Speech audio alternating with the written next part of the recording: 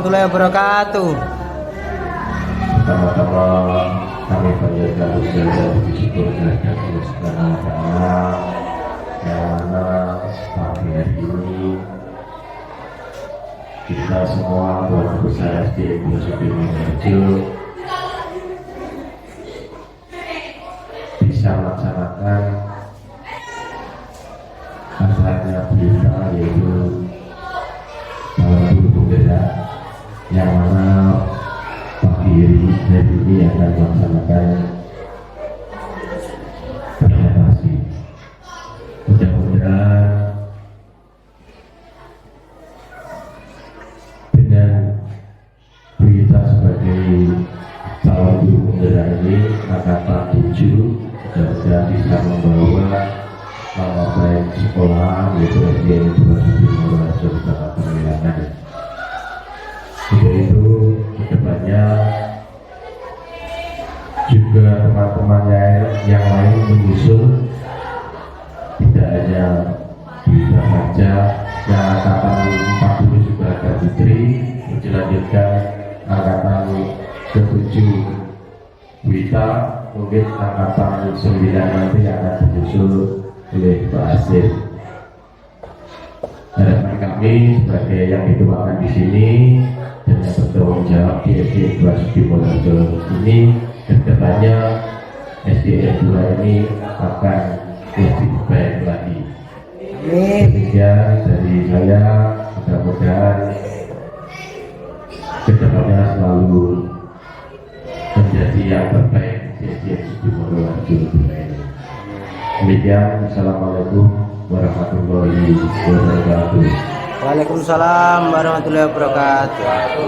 Baik, terima kasih kesempatannya dari saya untuk menyampaikan presentasi pada pagi hari ini.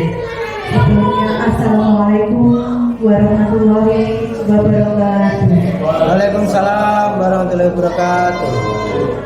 Yang saya hormati Bapak Kepala SDN 2 Suci Mojokerto, yang saya hormati Bapak Ibu Guru serta staf dan karyawan SDN 2 Suci Mojokerto, serta Bapak Ibu tamu undangan yang berbahagia. Pada pagi hari ini, izinkan saya mempresentasikan hasil pembelajaran selama 1 bulan ini di calon guru penggerak.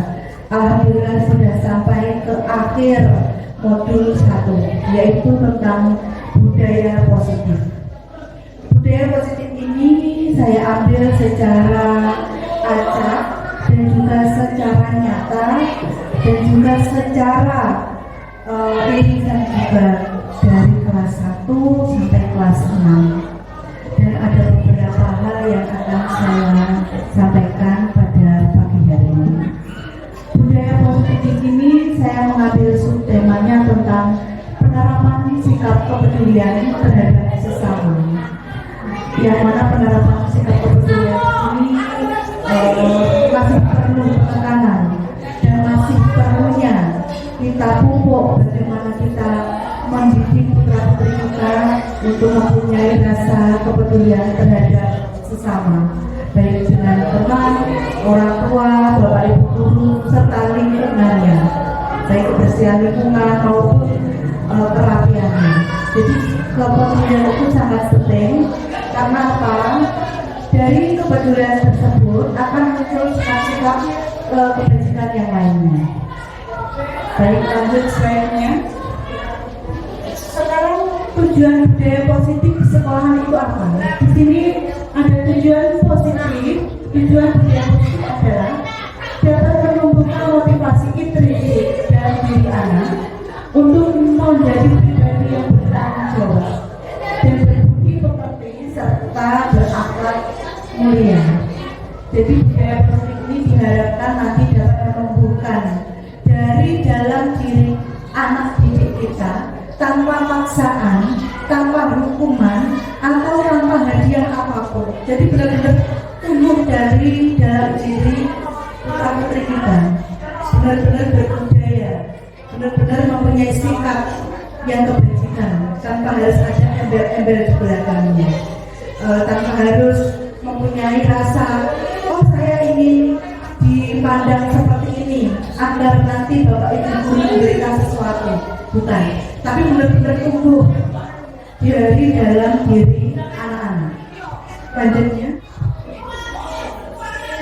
konsep utama budaya positif di sekolah ini memberikan perubahan paradigma belajar, kebutuhan dasar manusia, motivasi perilaku manusia, disiplin positif, posisi kontrol, dan keyakinan kelas. Apakah perubahan paradigma belajar? Di slide selanjutnya ada. Perubahan atau pembelajaran dengan paradigma baru. Paradigma baru itu apa ya? Nah, di sini kita akan belajar sama-sama. Pembelajaran dengan paradigma baru itu dirancang khusus berdasarkan prinsip pembelajaran yang diferensiasi sehingga siswa belajar sesuai dengan kebutuhan masing-masing. Dari tahap perkembangannya untuk mewujudkan profil pelajar Pancasila. Jadi paradigma baru ini benar-benar kita sesuai porsi dan kebutuhan anak-anak yang dibutuhkan, sesuai dengan kebutuhan belajar siswa per orang, per siswa, per pribadi. Ya, jadi kita tidak bisa membedakan, oh yang ini pintar, oh yang ini belum pintar, oh yang ini bodoh sekali. Kita sesuaikan dengan kapasitas berpikirnya anak, kapasitas materinya anak itu bagaimana. Ini yang menjadi PR bagi kita. Bagaimana kita menakar porsinya, tapi di belakangnya tetap terpacu atau mungkin perkembangannya sesuai dengan profil pelajar Pancasila. Sedangkan kebutuhan siswa kita sesuai dengan pembelajaran itu berbeda-beda. Ini yang masih menjadi PR kita sebagai para pendidik. Kita mengejar materi, tapi siswa kita kebutuhan materinya berbeda-beda. Ini yang menjadi penyemangat kita sebagai pembelajar, sebagai guru, sebagai pendukung dan fasilitator. Bagaimana nantinya siswa mencapai kompetensi yang sama dengan proses yang berbeda. Selanjutnya, disiplin positif. Nah, di sini kalau sudah kata-kata disiplin, maka disiplin itu sendiri pada selama ini itu adalah kepatuhan. Yang selama ini kepatuhan itu selalu dikaitkan dengan keterpaksaan. Paksaan itu membuat siswa kita merasa tidak nyaman. Nah, disinilah tugas kita sebagai pendidik untuk mempunyai peran secara langsung untuk menciptakan anak-anak yang mempunyai disiplin diri, yang mengacu pada perilaku kebajikan universal, memiliki motivasi secara intrinsik dalam dirinya masing-masing, bukan secara ekstrinsi. Disiplin positif itu merupakan salah satu penerapan sikap disiplin yang bertujuan menumbuhkan kesadaran dan memberdayakan anak untuk melakukan sesuatu tanpa imbalan, tanpa pujian, tanpa penghargaan, dan yang terakhir tanpa hukuman.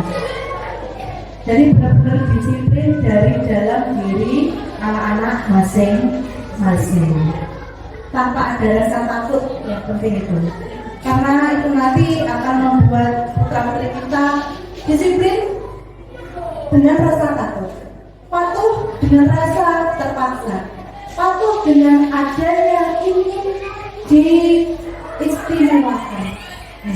Jadi sikap ini yang harus kita terapkan. Ini yang kita harus pelajari sampai nantinya kita mempunyai benar-benar sikap yang kebajikan. Selanjutnya, sesuai dengan kebutuhan dasar manusia mempunyai dasar kebutuhan. Yang pertama, untuk bertahan hidup.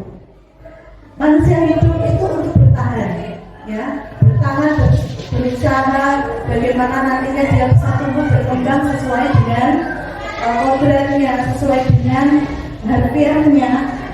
Kebutuhan bertahan hidup ini yang mewajibkan kita sebagai siswa, sebagai pendidik untuk mempunyai sikap disiplin.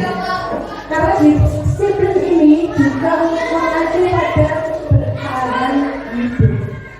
Kalau kita bisa bertahan hidup, otomatis kita harus mempunyai sikap disiplin.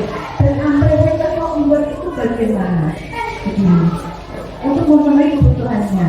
Yang kedua, kasih sayang dan rasa diterima.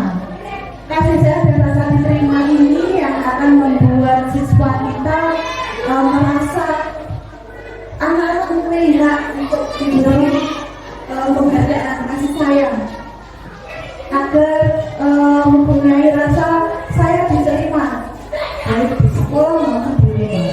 Karena sebagian besar dari anak-anak kita merasa ada yang dibetulkan, yakni nanti budaya kepedulian kita pada rasa kasih sayang dan rasa diterima. Seperti yang ada pada setiap sekolah pasti ada siswa yang istimewa. Istimewanya itu bagaimana pasti ada. Dan itu akan membuat siswa kita bagaimana kita memberikan rasa kasih sayang dan rasa diterima pada siswa yang istimewa tersebut.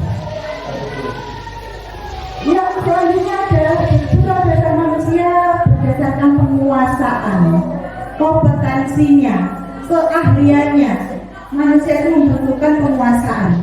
Keahliannya itu apa? Kompetensinya itu apa? Ini yang kita kembangkan berdasarkan kebutuhan diferensiasi masing-masing siswa.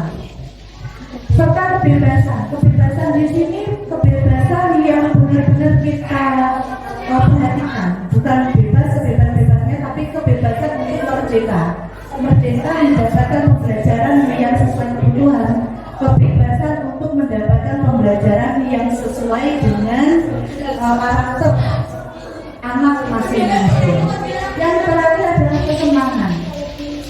Kesenangan ini kalau kita jelaskan ke pendidikan yaitu tentang hobi.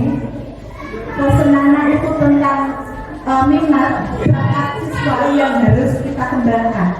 Anak tersebut tidak pandai di kelas, tapi olahraganya bagus. Semangat anaknya, dia bisa bahasa Inggris daripada bahasa Jawa. Kesenangan artinya kita dari potensinya. Sehingga kebutuhan dasar manusia berdasarkan kesenangan itu kita arahkan benar-benar sesuai dengan potensi dan karakter siswa masing-masing. Selanjutnya, motivasi perilaku manusia itu ada 3 ya. Motivasi itu merupakan dorongan yang muncul pada diri seseorang secara sadar untuk melakukan tindakan dengan tujuan tertentu. Tujuan untuk motivasi ini yang pertama menghindari ketidaknyamanan atau hukuman. Jadi siswa melakukan disiplin itu karena takut dihukum, karena takut nanti dia dipermalukan di depan teman-temannya. Saya disiplin, kasarnya seperti upacara, sikapnya disiplin tapi terpaksa. Itu nanti akan selamanya saat dia mengikuti upacara pasti terpaksa. Bukan karena dia mempunyai sifat berkarakter pada bangsa, pada Pancasila, tapi saya terpaksa takut dihukum. Barisnya juga baris bangsa. Bukan karena dia takut karena Pancasila atau negara Republik Indonesia. Jadi ini merupakan motivasi ekstrinsik atau motivasi yang dari luar. Dia takut melaksanakan disiplin, tapi karena dihukum. Yang kedua, mendapatkan imbalan atau penghargaan. Nah, di sini siswa melakukan disiplin untuk mendapatkan penghargaan. Wah, kamu pintar sekali ya. Yang merasa dijunjung tinggi, adanya pujian, imbalan atau hadiah. Ini yang menyebabkan siswa kita nanti dewasanya ada, kalau bahasa Jawa itu ngatok. Ngatok itu bendi unggul. Iya. Nah, inilah dari bawah ini yang menjadi sikap disiplin kita yang dari ekstrim ini. Kita berpaling dari sikap senang.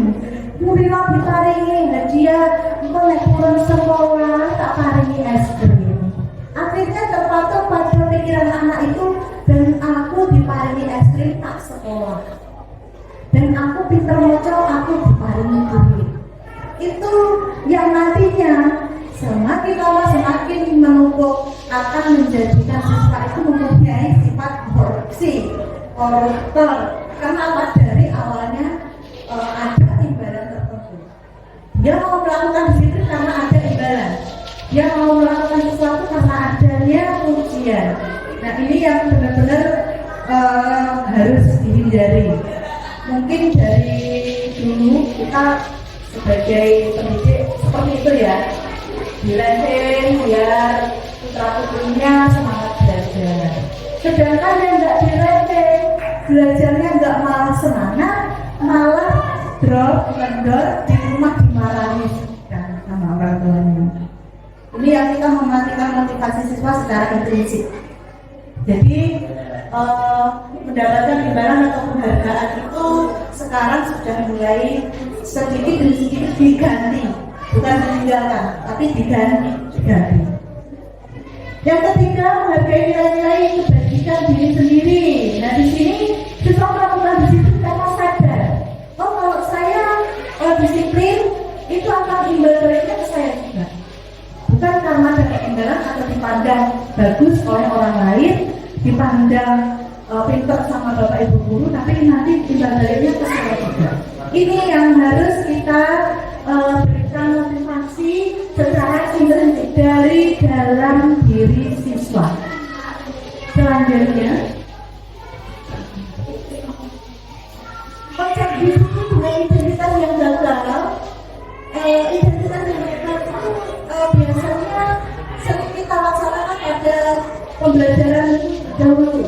Pada saat saya di sekolah, pada saat di bapak ibu guru kita masih keadaan sebagai perannya sebagai penghukum gurunya. Nanti adanya sistem hukuman. Sistem hukuman sendiri benar mendisiplinkan anak, benar anak takut, tapi menyakitkan.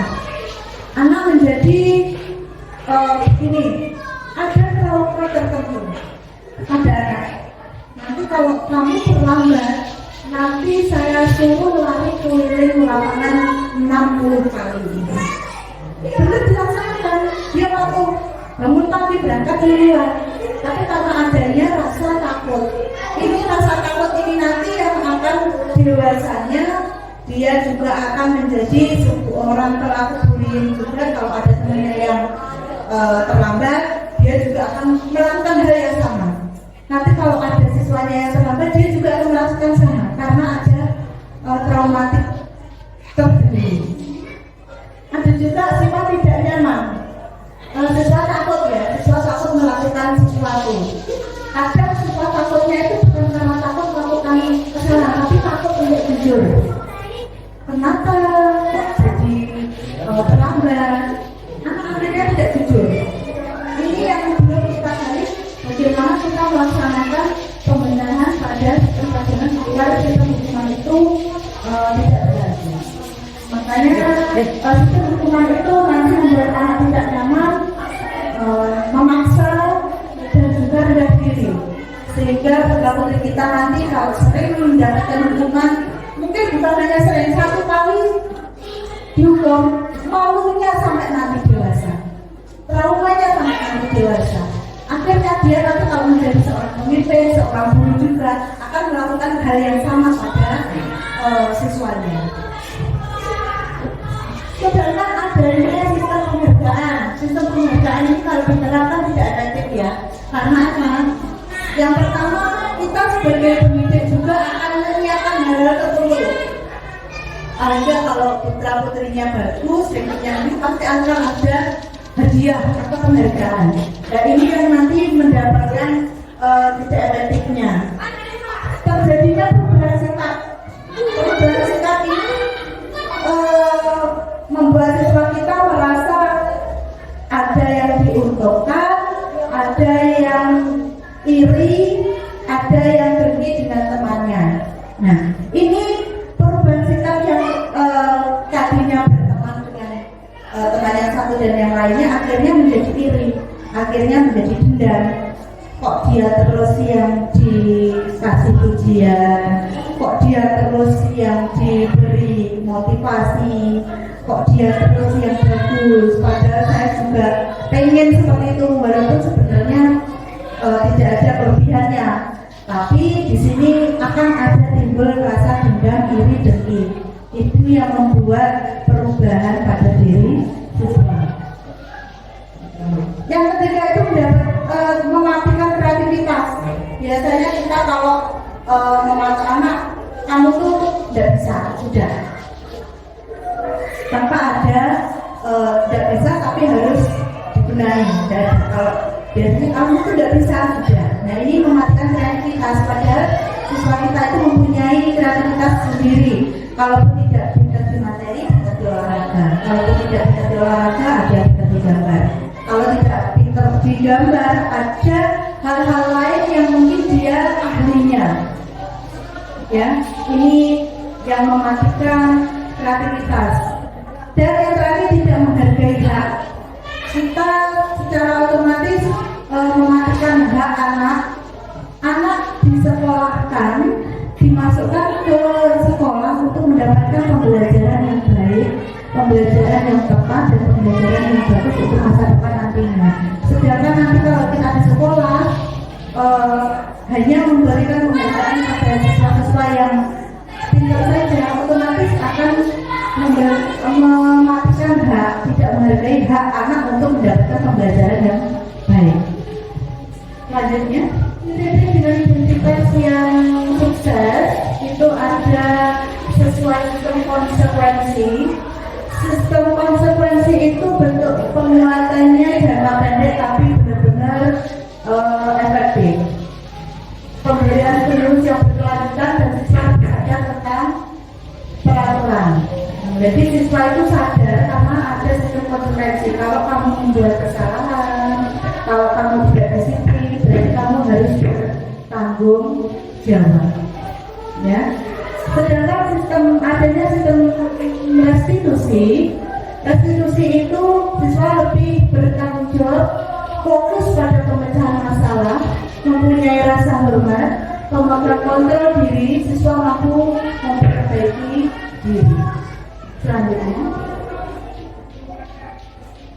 baik, di sini kita akan memberikan analisis masalah. Kita dapat menganalisis masalah dengan mengajukan beberapa pertanyaan seperti ini. Kalau kita ada masalah, kita buat restitusinya.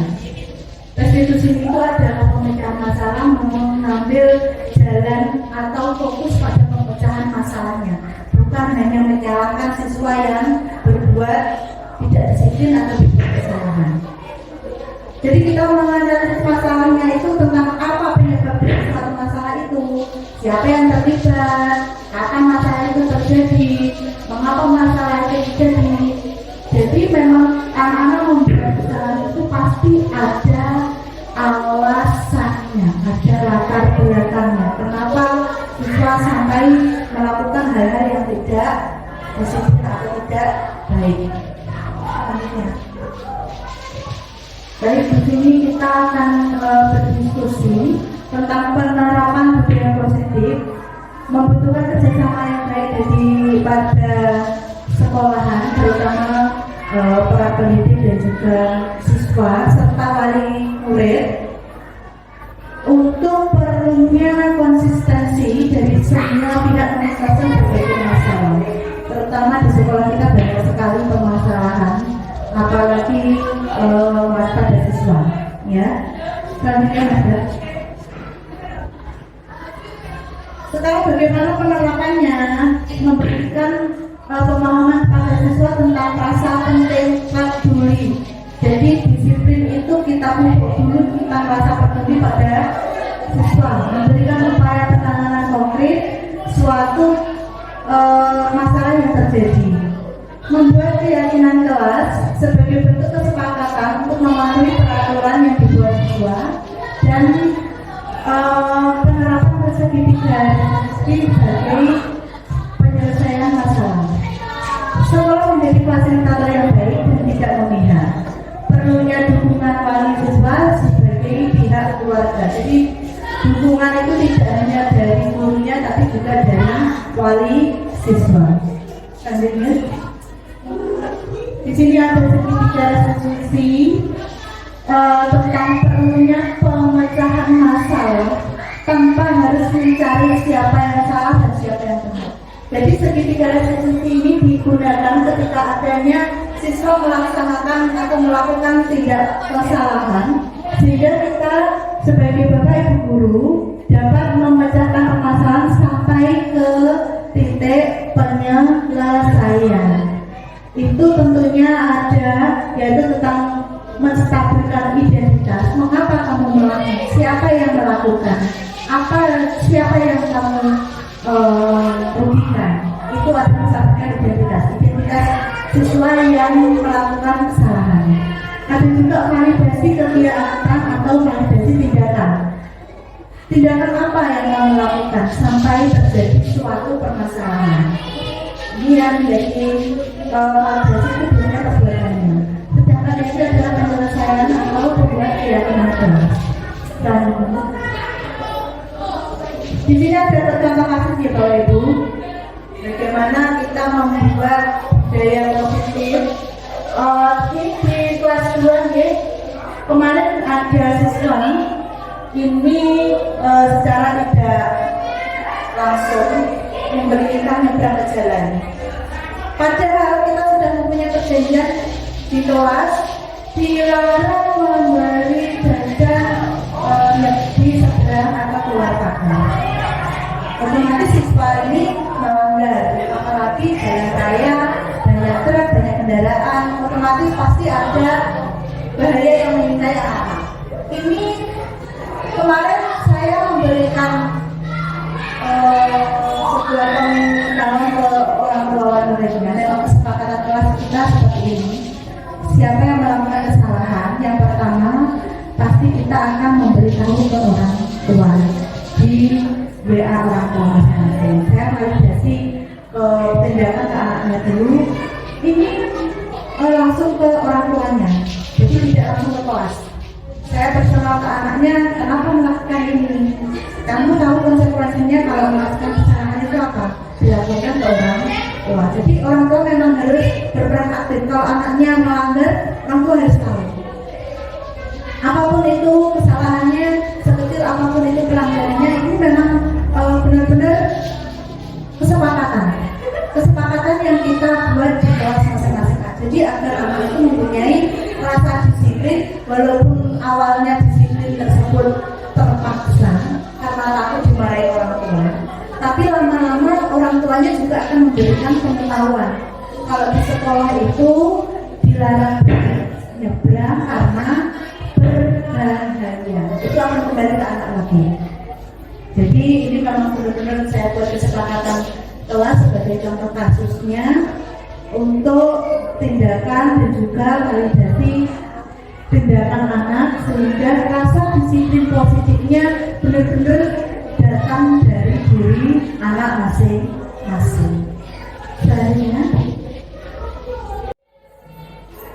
baik, kita kembali ke slide. Di sini ada peran guru, di mana peran guru ini pada penerapan budaya positif ini sebagai seorang tamu, bukan seorang pendukung, sebagai motivator dan manajer kontrol, serta fasilitator, dan memiliki kesadaran serta mau memiliki kemampuan yang besar untuk melihat perbaikan karakter anak sebagai generasi penerus bangsa. Jadi kekuatan bagi saya untuk membuat presentasi ini. Jadi peran kita sebagai pemimpin itu benar-benar berperan langsung untuk merubah karakter siswa dari tidak disiplin menjadi disiplin, dari disiplin terpaksa menjadi disiplin yang benar-benar positif. Selanjutnya, jadi sampai ke kesimpulan gue Bapak Ibu, penanaman budaya positif akan sangat berdampak pada murid jika seluruh ekosistem sekolah ikut ambil bagian dan menjalankan perannya dengan maksimal, pula dengan perubahan kecil dalam penanaman budaya positif. Pihak-pihak yang akan terlibat dalam melaksanakan perubahan antara kepala sekolah sebagai penanggung jawab dan kegiatan sekolah, tanggung jawab sebagai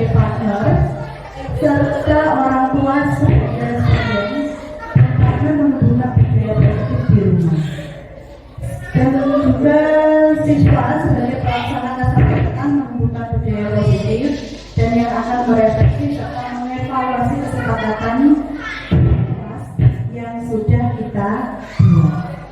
Mungkin sampai di sini dari presentasi dari Bapak Ibu Guru bisa memberikan tanggapannya. Saya mohon silakan pada Bapak Ibu Guru memberikan tanggapannya.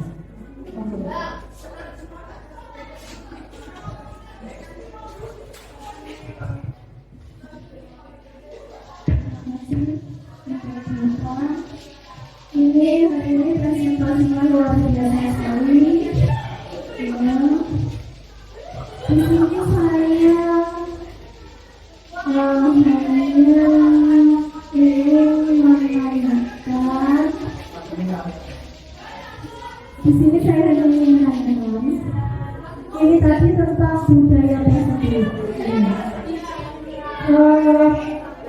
Tadi untuk pelaksanaannya, nah ini kira-kira ini pelaksanaannya itu bagaimana? Maksudnya itu dalam artian itu pembiasaan, ataukah nanti pelaksanaannya itu ada secara berkala maksudnya namanya setiap satu minggu ada berapa kali atau bagaimana? Ini untuk pasangannya. Terus yang berikutnya untuk itu tadi pada saat kita istilahnya observasi ke anak. Nah, observasi ke anaknya ini atau mengidentifikasi anaknya ini yang kebutuhan tadi ya, yang kebutuhan tadi itu kan juga menyesuaikan sama budaya positif kita dulu. Itu kira-kira itu bagaimana? Ya, bagaimana caranya? Terus waktunya pelaksanaannya itu juga apakah biasa atau bagaimana? Itu saja dari saya. Terima kasih. Terima kasih. Jadi untuk pelaksanaan budaya positif itu akan saya mengambil sebuah penyelesaian masalah terutama seperti kegiatan. Ini pelaksanaannya memang dilaksanakan setiap pembelajaran.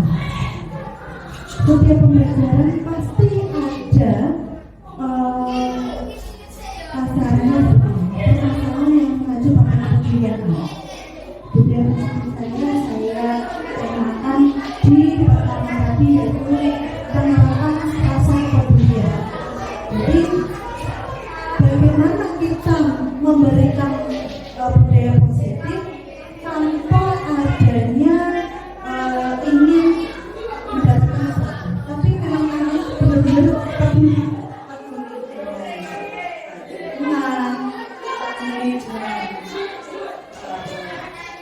Peduli dengan kegiatan, peduli dengan disiplinnya. Jadi ini untuk pelaksanaan memang kita tidak menolak, tapi memang harus dilaksanakan. Karena setiap kepedulian tersebut membuat anak itu disiplinnya intrinsik dari dalam diri. Nah, untuk kegiatan apa yang mengacu pada budaya positif? Kegiatan ini biasanya kita kembali ke dalam kelas. Kegiatan dalam kelas. Karena rasa disiplin itu bisa kita lihat sendiri ya dari tadi datang ke sekolah saja, anak kalau sudah terlambat pasti anak akan ada rasa takut. Dan ini kegiatannya mulai dari awal mulai anak datang dari rumah pun kalau sudah bangun tidur sekolah pasti ada rasa terpaksa. Disiplinnya pengen sekolah itu terpaksa. Kenapa? Kita terpaksa pada kalau kamu nggak sekolah nanti kalau sekolah nanti saya beli. Ini yang harus kita kerjasama. Ini di sini kepedulian orang tua, kepedulian anak tentang disiplin positif. Tapi karena kita lingkupnya di sekolah, karena kita peran di sekolah sebagai penonton, sebagai penonton, kita fokusnya di sekolah.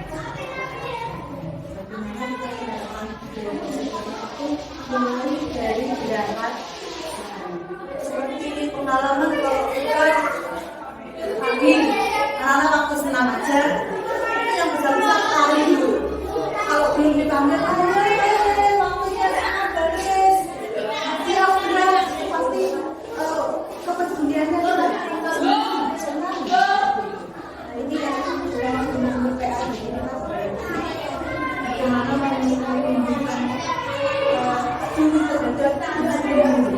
Ini yang benar-benar memang pengaruhnya dari awal COVID itu ya, sudah terbiasa sampai ini sudah terbiasa mungkin ini yang akan menjadi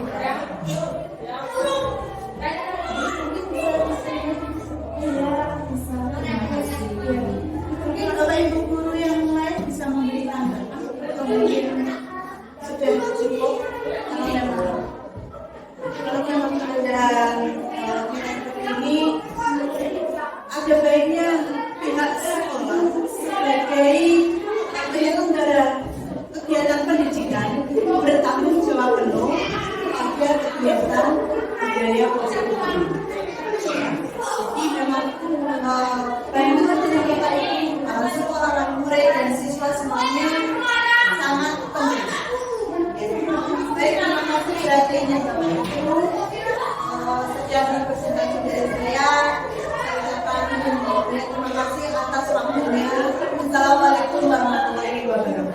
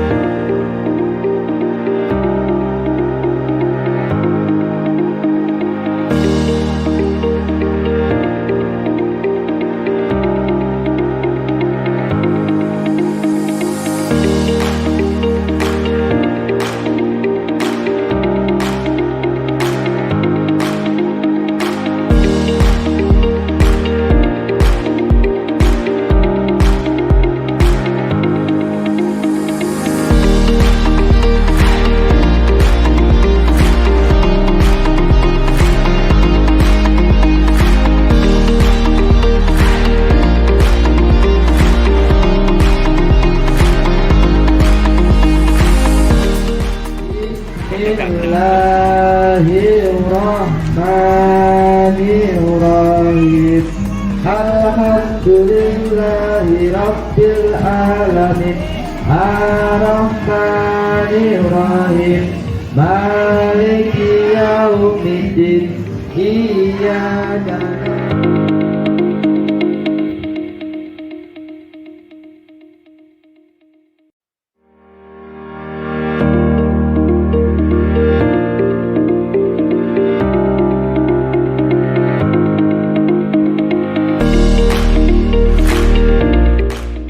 Video aksi nyata dari saya. Terima kasih sudah menonton. Assalamualaikum warahmatullahi wabarakatuh.